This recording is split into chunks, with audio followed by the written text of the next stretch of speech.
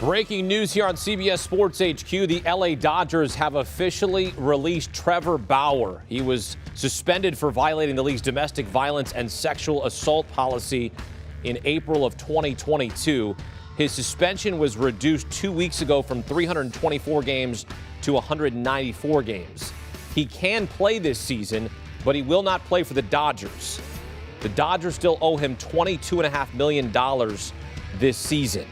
So he can sign with any club, and the Dodgers will still have to pay his contract, but he will not be playing for LA in 2023. Dodgers released a statement, had this to say: the Dodgers organization believes that allegations of sexual assault or domestic violence should be thoroughly investigated with due process given to the accused. From the beginning, we have fully cooperated with Major League Baseball's investigation and strictly followed the process stipulated under MLB's joint domestic violence, sexual assault, and child abuse policy. Two extensive reviews of all of the available evidence in this case, one by Commissioner Manfred and another by a neutral arbitrator, concluded that Mr. Bauer's actions warranted the longest ever active player suspension in our sport for violations of this policy. Now that this process has been completed, and after careful consideration, we've decided that he will no longer be a part of our organization. All right, let's get some instant analysis. Welcome in former MLB Executive of the Year, CBS Sports Baseball insider Jim Bowden. Jim, what more can you tell us about this situation? Trevor Bauer designated for assignment, which means ultimately he has been released. Well, this was expected the whole time. It was made very clear to me, and we talked about this on CBS Sports HQ at the time of his suspension, and I made the comments here that he would never wear a Dodger uniform again. As soon as the suspension happened back then, they took all of his jerseys out of the clubhouses, and it was very clear with the Dodgers players in the front office that he would never play again for the Dodgers. I also believe his career is now over. I do not believe that he will get another job in Major League Baseball. What he did in violating domestic violence clause with the agreement was horrific. The arbitrators listened to all of the information on both sides and concluded that he deserved to have the longest suspension in the history of Major League Baseball. Look, no one's going to argue Trevor Bauer's talent, right? This is a player in 2020 won the Cy Young Award while a member of the Cincinnati Reds, while leading the league with a 1.73 ERA over 11 starts during that pandemic year. 2021 is the only year he pitched for the Dodgers. He made 17 starts for them, won 8 games, had a 2.59 ERA, and was impressive. Look, this is a player that's won 83 games in his career, has a career ERA of 3.79. That's over 212 starts and 10 relief appearances. And oh, yes, he was an all-star in 2018. No one's going to argue the talent that Trevor Bauer has as a player. But what he has done off the field and those actions will end his career at 31. I don't believe you'll see any team give him a shot. I don't think there's a GM or an owner that's going to look past the actions that he admitted to. And again, I'm going to talk about just the facts that he admitted to in his depositions and in front of the arbitrators, the things that he admitted that he did. So I'll just stick with that. He was given due process in this. Dodgers aren't going to have him in their clubhouse, and I don't think there's another team that's going to allow him back in a Major League clubhouse. His career, in my opinion, at the Major League level, now over. What sort of message did the Dodgers send across baseball by doing this? Yeah, there's no place in society for domestic violence. You know, it's not just a matter of the Dodgers organization or the Dodgers clubhouse. It's just in society. It's something that cannot be tolerated, regardless. And so they sent the strong message. And look, everyone in the Dodger organization felt the same way. The only thing that surprised me during this process, Akeem, is why wait so long? Why did you have to wait until Friday? I knew all along this is what they were going to do. They knew it as well. Now, the answer that I was given was that they were hoping they were going to be able to trade the player. They had talked to all 29 teams to see if they had a place where they would pay down almost the entire salary if they could try to get something back for him. They say that's what the delay was for. But the interesting part is, Hakeem, and you know I'm in contact with all 30 teams on a regular basis. I found 0 teams that had any interest in getting Trevor Bauer, even if he was at the minimum and free. 0 teams. So I don't know, why it would take that long for the Dodgers to understand that. Again, I don't think the timing really matters. The result is what matters. I think the Dodgers made the right decision in releasing him today. Well, I agree with your definitive statement here in terms of how this has played out.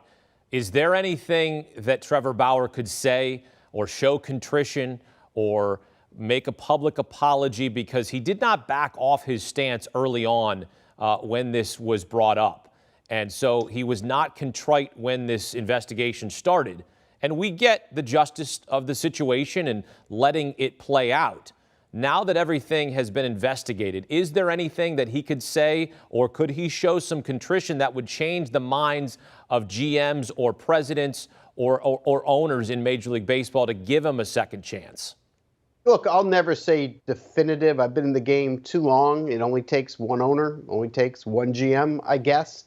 I can only tell you that in my 16 years as a GM, nobody gave second chances to more players than I did, probably. And I would not give a second chance here. His actions and his words have been very clear over a long period of time, over a lot of different subjects. And that is not the kind of character based on and I'm only going on the things that he has said, and I'm only going on the things that he has admitted to, because that's all I know, and that's all I'm going to go on. But based on just that alone, I would not give him a second chance, and I really doubt there's a team in baseball that's going to do that. So I do believe his career is over at the major league level. Okay, so you say his career is over, but anything is possible. There could be a chance that he comes back. Could you see a scenario where he's out of baseball this year, and then perhaps a team says, okay, you've sat out for a year, you sat out last year, we're willing to maybe take a chance on a one-year deal with him to see if there's any way or any interest in bringing him back and letting him revive his career? Yeah, I don't see a pathway to that. I don't see a runway to that. Again, you're asking me my opinion, and you're asking me my opinion based on my conversations with 30 different front offices. I don't see that opening. I don't care what words he would have to say. Look, he's already sat out a long period of time here. He is a very talented guy. There's no question about it. He's got a great arm. We all know that. I don't think you can put him in a clubhouse with teammates. I don't think you can bring him in, players' wives, players' girlfriends, just society in general. They're just, his behavior and his words and how he views things just doesn't really fit in a team atmosphere. Have you had any conversations? Have you had any interactions with Trevor Bauer in your career in terms of a conversation with him or doing an interview with him? Have you had any sort of interactions with Trevor Bauer at all? Yeah, I've had interactions with him over the years. Sure. I mean, I did when he was pitching for Cleveland. I did again when he was pitching in Cincinnati.